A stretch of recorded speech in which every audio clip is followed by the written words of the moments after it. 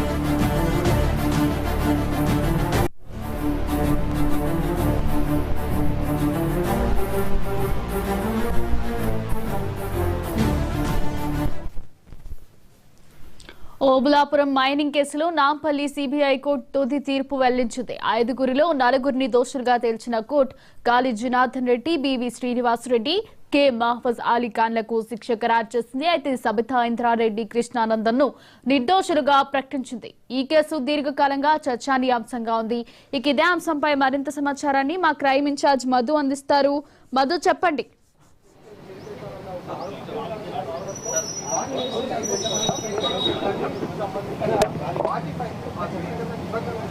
మొత్తానికైతే కాసేపటి క్రితమే నాంపల్లి సిబిఐ కోర్టు అయితే తుది తీర్పు ఇచ్చిందని చెప్పవచ్చు. ఓబులాపురం మైనింగ్ కేసుకు సంబంధించినటువంటి తీర్పు ఏదైతుందో ఎటువంటి తీర్పు రాబోతుంది అనేది చాలా అందరూ కూడా ఎదురు చూశారు. సో ఫైనల్గా మాత్రం సిబిఐ కోర్టు కాసేపటి క్రితమే తీర్పు వెల్లడించింది. ఇందులో ప్రధానంగా చూసుకుంటే ఏ1గా ఉన్నటువంటి బివి శ్రీనివాస్ రెడ్డి, ఏ2గా ఉన్నటువంటి గాలి జనార్దన్ రెడ్డి ఎవరైతే ఉన్నారో వీళ్ళ ఇద్దరికీ కూడా శిక్ష ఖరారు చేయడం జరిగింది. అయితే ప్రధానంగా కూడా ఏ కృపానందం, ఏ9 సబితా ఇంద్రారెడ్డి ఎవరైతే ఉన్నారో వీళ్ళని కూడా నిర్దోషులుగా కూడా ప్రకటిస్తూ కూడా కాసేపటి క్రితమే ఆదేశాలు జారీ చేసింది. అయితే నిందితులు ఈ మొత్తం కేసుకు సంబంధించినటువంటి ఓబులాపురం మైనింగ్ కేసు ఏదైతుందో ఈ ఓబులాపురం మైనింగ్ కేసులో నిందితులు ఒకసారి చూసుకుంటే ఏ1గా ఉన్నటువంటి బివి శ్రీనివాస్ రెడ్డి, ఏ2 గాలి జనార్దన్ రెడ్డి, ఏ3గా ఉన్నటువంటి రాజగోపాల్, ఏ4గా ఉన్నటువంటి ఓబులాపురం మైనింగ్ కంపెనీకి సంబంధించినటువంటి ప్రైవేట్ లిమిటెడ్, ఏ7గా అలీఖాన్ శిక్ష ఖరారు చేస్తూ కూడా కాసేపటి క్రితమే సిబిఐ కోర్టు అయితే ఆదేశాలు జారీ చేసింది. నిజంగా పూర్తిగా కూడా ఈ కేసులో ఇప్పటికే ఒకరు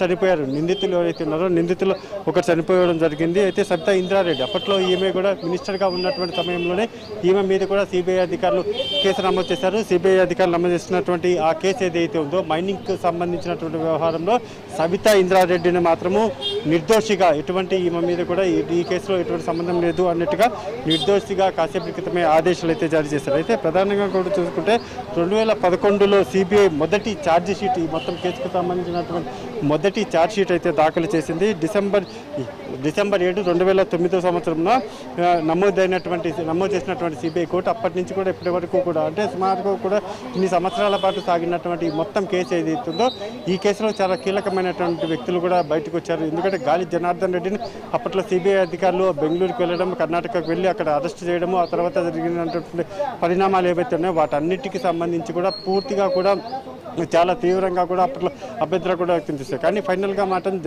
దాఖలైనటువంటి పిటిషన్స్ అదేవిధంగా జరిపినటువంటి దర్యాప్తు ఏదైతుందో ఈ దర్యాప్తులో ఓబులాపురం మైనింగ్కి సంబంధించినటువంటి కేసు జరిగాయి, అక్రమాలు జరిగాయని నిర్ధారణకు వచ్చినటువంటి సిబిఐ కోర్టు కాసేపటి క్రితమే ఫైనల్ తీర్పు ఇచ్చింది. ఎందుకంటే గతంలోనే సుప్రీంకోర్టు కూడా ఒక ఆర్డర్ ఇచ్చింది. మే 10వ తేదీ లోపల ఈ మొత్తం వ్యవహారానికి సంబంధించినటువంటి తుది తీర్పు ఇవ్వాలంటూ కూడా చెప్పిన నేపథ్యంలోనే ఇప్పుడు సిబిఐ కోర్టు దాని అంతటి మీద ఈరోజు మార్నింగే తీర్పు వస్తుంది అనుకున్నారు. కానీ మధ్యాహ్నానికి వాయిదా వేశారు. మధ్యాహ్నం 3 గంటలకు వాయిదా వేశారు. మధ్యాహ్నం 3 గంటలకు వాయిదా వేసిన తర్వాత ఒక 1 అవర్ బ్యాక్ ఇప్పుడు మొత్తం తీర్పునంతటినీ కూడా అంటే సిబిఐ ధర్మాసనం వచ్చేసి మొత్తం తీర్పుకు సంబంధించినటువంటి కాపీ ఏదైతుందో ఆ తీర్పులో కూడా చాలా కొంత కీలకమైనటువంటి విషయాలే పొందుపరచడం జరిగింది. ఇందులో ఉన్నటువంటి ఏ1 అదేవిధంగా ఏ2 అంటే ఏ1గా ఉన్నటువంటి శ్రీనివాస్ రెడ్డి కావచ్చు, అదేవిధంగా ఏ2గా ఉన్నటువంటి గాలి జనార్దన్ రెడ్డి కావచ్చు, వీళ్ళిద్దరూ కూడా కీలకమైనటువంటి పర్సన్స్ కాబట్టి వాళ్ళిద్దరూ కూడా ఈ కేసులో దోషులు ఎటువంటి డౌట్ అయితే ఖచ్చితంగా ఖచ్చితంగా వీళ్ళిద్దరు కూడా దోషులంటూ కూడా కాసేపు క్రితమే సిబిఐ కోర్టు అయితే ఆదేశాలు జారీ చేసింది. అయితే ఇప్పుడు ఉన్నటువంటి సిబిఐ కోర్టు ఇచ్చినటువంటి తీర్పు ఏదైతుందో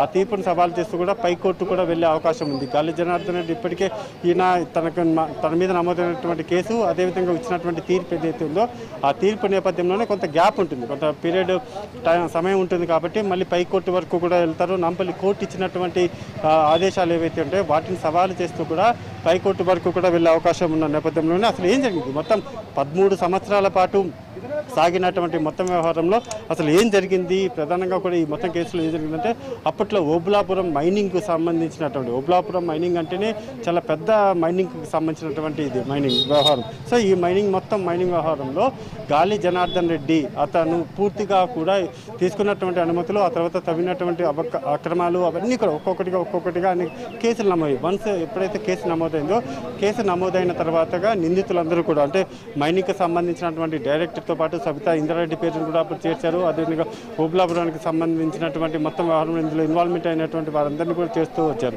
అయితే ప్రధానంగా కూడా గాలి జనార్దన్ రెడ్డి ఏదైతున్నారో ఇతనే కీ పాయింట్ కాబట్టి ఈ గాలి జనార్దన్ రెడ్డికి సంబంధించి అప్పట్లో సిబిఐ అధికారులు కూడా ఇతను కూడా చేరుస్తూ వచ్చారు. సో ఇందులో A2గా గాలి జనార్దన్ రెడ్డి చేర్చారు, A1గా వచ్చేసి శ్రీనివాస్ రెడ్డిని చేర్చారు. సో ఇలా ఒక్కొక్కటి చేర్చుకున్న తర్వాత మొత్తం విచారణ అంతా కూడా 13 సంవత్సరాల పాటు సుదీర్ఘంగా సాగింది. అయితే 13 సంవత్సరాలు సాగినటువంటి మొత్తం వ్యవహారంలో 3,307 డాక్యుమెంట్స్ ఏవైతే ఉన్నాయో వాటిని అదేవిధంగా 219 మంది సాక్షులు ఎవరైతే ఉంటారో ఆ సాక్షులంతా అందరినీ కూడా సిబిఐ అధికారులు అయితే విచారించారు. వన్స్ విచారించిన తర్వాత దీనికి సంబంధించినటువంటి ఈ కేసుతో సంబంధం ఉన్నటువంటి వారందరినీ అదేవిధంగా ఇందులో ఉన్నటువంటి సాక్షులు కావచ్చు, దోషులు కావచ్చు, కొంతమంది కీలకమైనటువంటి వ్యక్తులు ఎవరైతే ఉన్నారో వాళ్ళు ఇచ్చినటువంటి సీక్రెట్ ఇన్ఫర్మేషన్స్ కావచ్చు వాటన్నిటిని కూడా సిబిఐ అధికారులు సేకరించి ఫైనల్గా సిబిఐ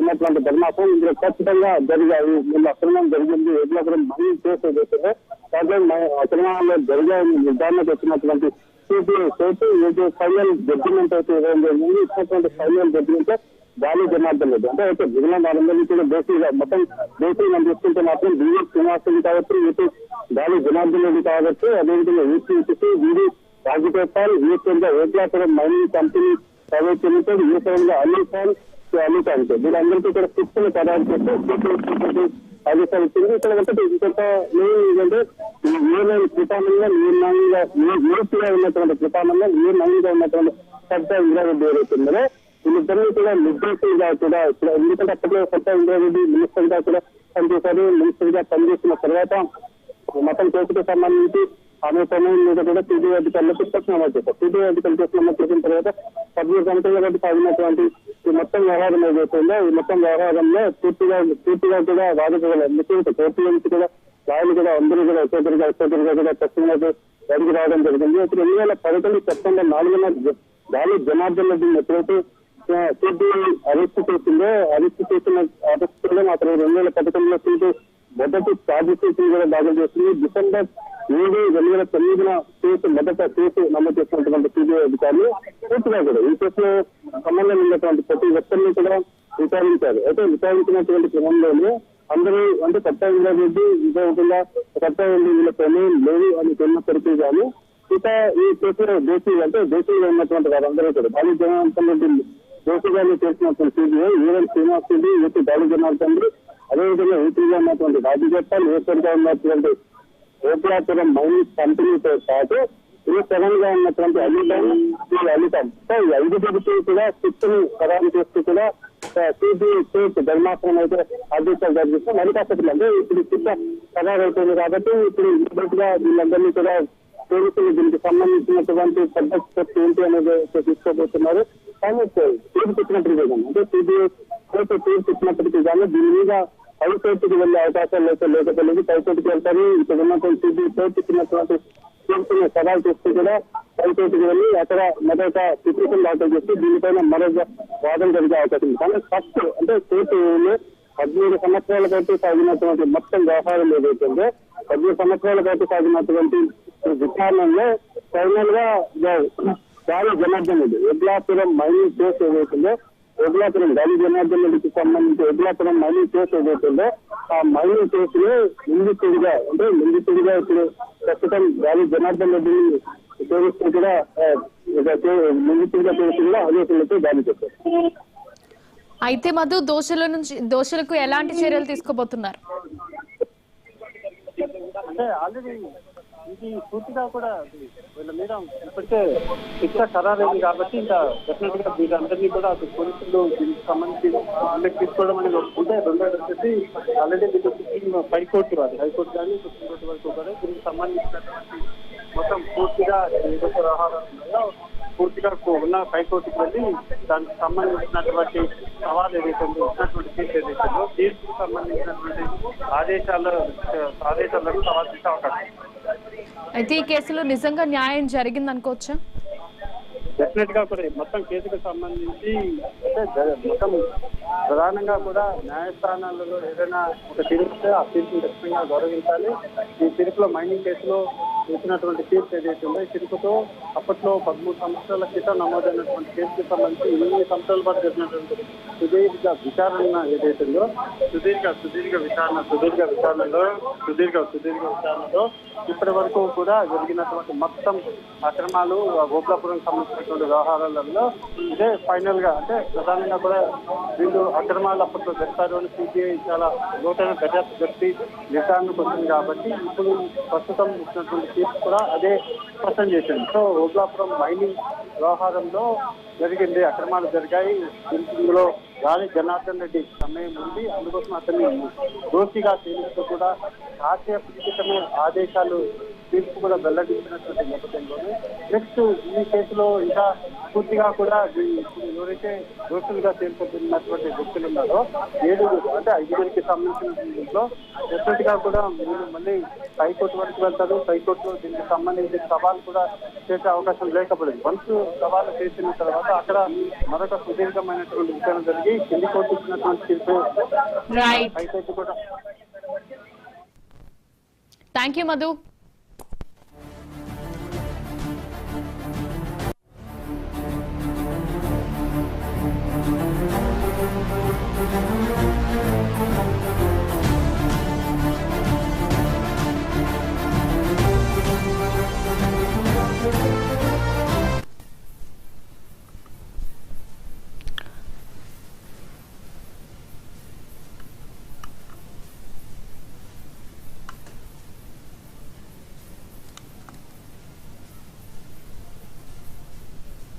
ఓబులాపురం మైనింగ్ కేసులో నాంపల్లి సిబిఐ కోర్టు తీర్పు వెలువరించింది.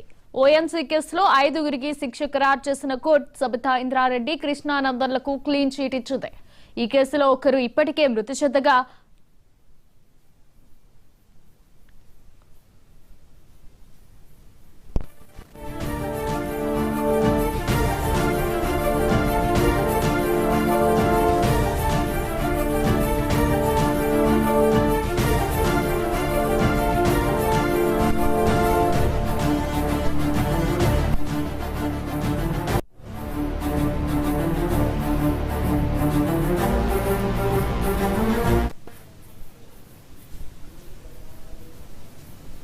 ఓబులాపురం మైనింగ్ కేసులో నాంపల్లి సిబిఐ కోర్టు కీలక తీర్పు వెలువరించింది. ఓఎంసీ కేసులో 5గురికి శిక్ష ఖరారు చేసిన court Sabitha Indra Reddy, కృష్ణానందన్లకు clean cheat ఇచ్చింది. ఈ కేసులో ఒకరు ఇప్పటికే మృతి చెందగా ఐఏఎస్ శ్రీలక్ష్మిపై కేసును హైకోర్టు కొట్టివేసింది. 2004-2009లో గనుల శాఖ మంత్రిగా ఉన్న సబితపై ఆరోపణలు రుజువు కాలేదు.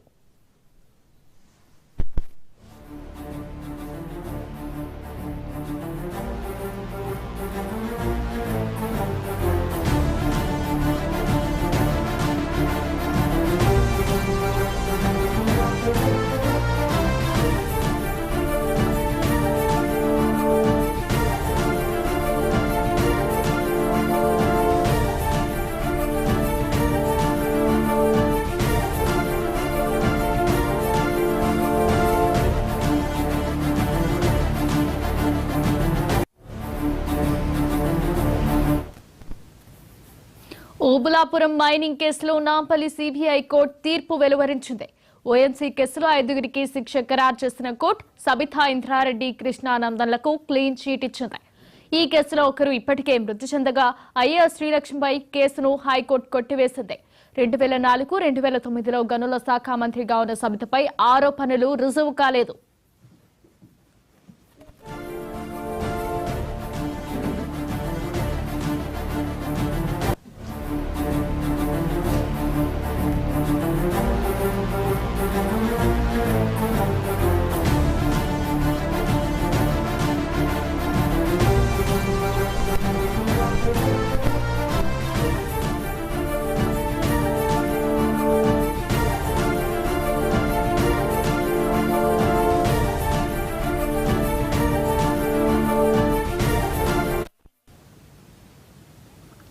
ఓబులాపురం మైనింగ్ కేసులో నాంపల్లి సిబిఐ కోర్టు కీలక తీర్పు వెలువరించింది. ఓఎంసీ కేసులో 5గురికి శిక్ష ఖరారు చేసిన court Savitha Indra Reddy, కృష్ణానందన్లకు clean cheat ఇచ్చింది. ఈ కేసులో ఒకరు ఇప్పటికే మృతి చెందగా ఐఏఎస్ శ్రీలక్ష్మిపై కేసును హైకోర్టు కొట్టివేసింది. 2004-2009లో గనుల శాఖ మంత్రిగా ఉన్న ఈ సవితపై ఆరోపణలు రుజువు కాలేదు.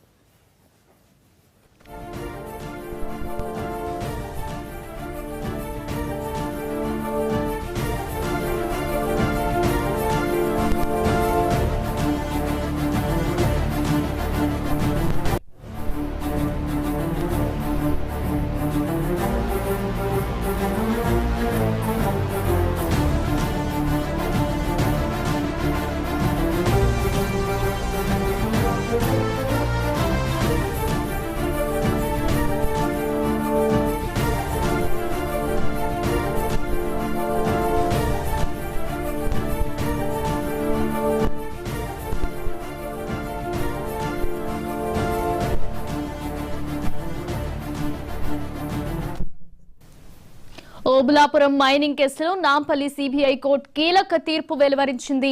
ఇక ఇదే అంశంపై మరింత సమాచారాన్ని మా ప్లానింగ్ ఎడిటర్ సురేష్ అందిస్తారు. సురేష్ గారు చెప్పండి. హారిక, దాదాపు 15 సంవత్సరాల తర్వాత ఇవాళ సిబిఐ కోర్టు ఈ ఓబులాపురం మైనింగ్ కేసుకు సంబంధించి తీర్పు అనేది వెలువరించింది. అంటే వాస్తవంగా ఈ డిశ్చార్జ్ పిటిషన్లతోటి దాని కాలయాపన జరుగుతూ వచ్చింది. ఇవాళకి ఆ ఆర్డర్ అనేది ఇవాళ సిబిఐ కోర్టు ఇప్పటికే కొద్దిసేపటి క్రితం జారీ చేసింది. ఇందులో కీలకంగా ఎవరైతే A1, A2 వీళ్ళు ఉన్నారో వీళ్ళు దోషులుగా తేల్చారు. మిగతా వాళ్ళని సబితా ఇంద్రారెడ్డి గారు వంటి వాళ్ళకి ఉపశమనం. ఎందుకంటే అప్పుడు ఇండస్ట్రీస్ మినిస్టర్గా ఉన్నారు, వైఎస్ రాజశేఖర రెడ్డి గారు ఆ హయాంలో ఇండస్ట్రీస్ మినిస్టర్గా ఉన్నారని చెప్పి జరిగింది. అయితే అసలు ఏమిటి ఈ కేసు, దీనికి సంబంధించి ఓబులాపురం మైనింగ్ కేసు అంటే ఇందులో ప్రధానంగా ఏంటంటే ఓబులాపురం మైనింగ్ అంటే మనకి అనంతపూర్ కర్ణాటక బోర్డర్ సరిహద్దులు, తర్వాత మనకి ఈ ఓబులాపురం మైనింగ్ కంపెనీ అనేది వాస్తవంగా లీజ్ కోసం దరఖాస్తు చేశారు. అయితే వీళ్ళకంటే ముందే వేరే వినాయక మైనింగ్ కంపెనీ అని ఇంకా కొన్ని కంపెనీలు లీజ్ కోసం దరఖాస్తు చేశారు. కానీ అప్పుడున్న నాటి వైఎస్ రాజశేఖర రెడ్డి గారి ప్రభుత్వంలో అప్పుడు విడి రాజగోపాల్ గారు డైరెక్టర్గా మైన్స్ డైరెక్టర్గా ఉన్నారు. అక్కడ మొదలైంది ఏదైతే ఈ ఓబులాపురం మైనింగ్ కంపెనీ ఉందో అంతరగంగమ్మ కొండ కానీ లేదా సుగాలమ్మ కొండ కానీ ఆ సరిహద్దులకు సంబంధించి ఉన్నదో 68.50 హెక్టార్లకి విడి రాజగోపాల్ గారు తొలుత ఈ లేఖని సిఫార్సు చేశారు.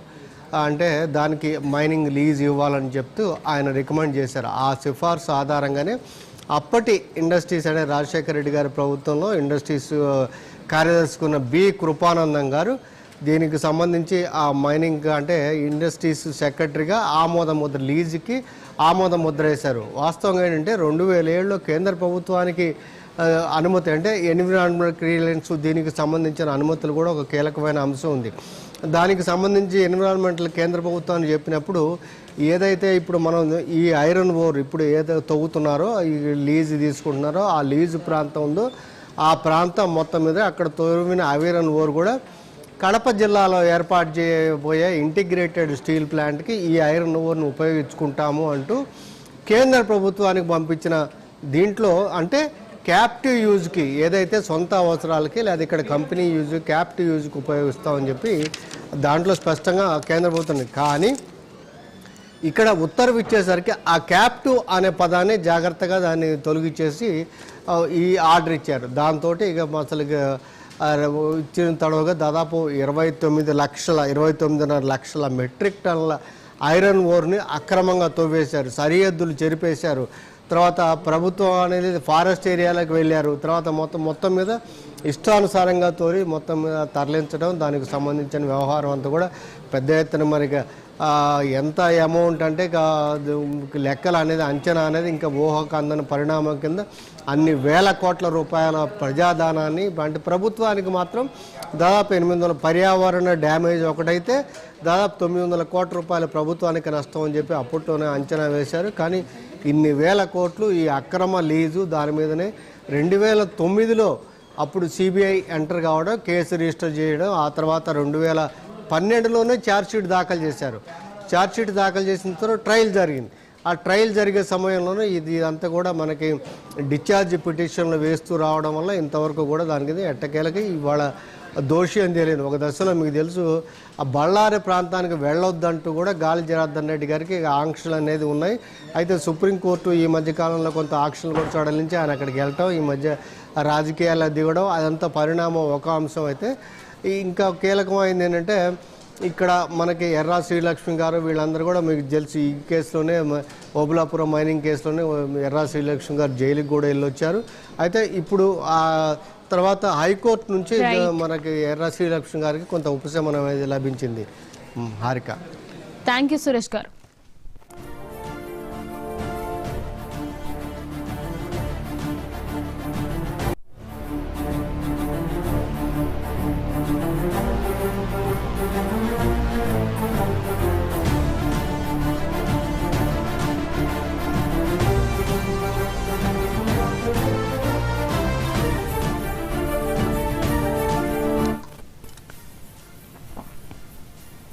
ఓబులాపురం మైనింగ్ కేసులో నాంపల్లి సిబిఐ కోర్టు కీలక తీర్పు వెలువరించింది.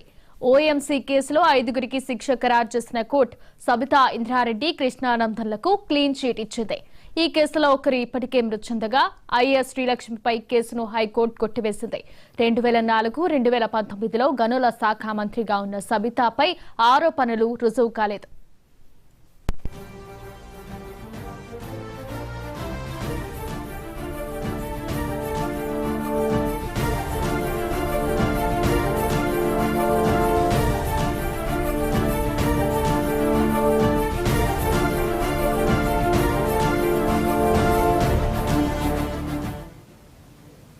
ఓబులాపురంలో మైనింగ్ కి సంబంధించి తీర్పు కీలక కోర్టు వెలువరించింది. ఇక ఇదే అంశంపై మరింత సమాచారాన్ని మా ఎగ్జిక్యూటివ్ ఎడిటర్ అజిత గారు అందిస్తారు. అజిత గారు చెప్పండి. హారిక, ఈరోజు దాదాపు 16 సంవత్సరాల తర్వాత అంటే 2007లో ఓబులాపురం మైనింగ్కి మైన్స్ కేటాయిస్తూ జీవో జారీ చేయడం, ఆ తర్వాత 2009లో రాష్ట్ర ప్రభుత్వ విజ్ఞప్తి మేరకి సిబిఐ ఎంక్వైరీ వేయడం, 2009 నుంచి మనం చూసుకుంటే 16 ఏళ్ల తర్వాత దీనికి సంబంధించిన తుది తీర్పు వచ్చింది.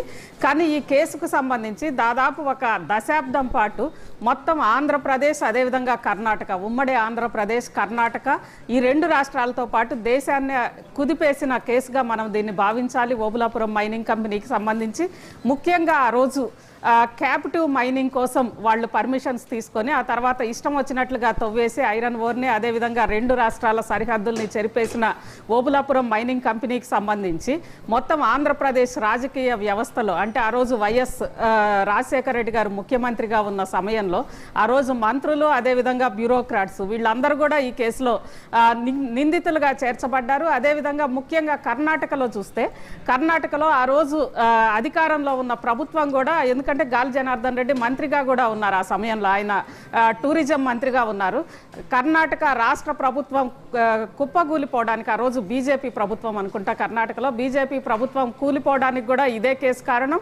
ఆ తర్వాత కూడా దాదాపు ఈ కేసుకు సంబంధించి గాలి జనార్దన్ రెడ్డి జైల్లో ఉన్నప్పుడు బెయిల్ కోసం ప్రయత్నిస్తూ ఒక న్యాయమూర్తి అనుమానాస్పద స్థితిలో మరణించారు. ఇంకా అనేక మరణాలు కూడా ఈ కేసులో జరిగినాయి.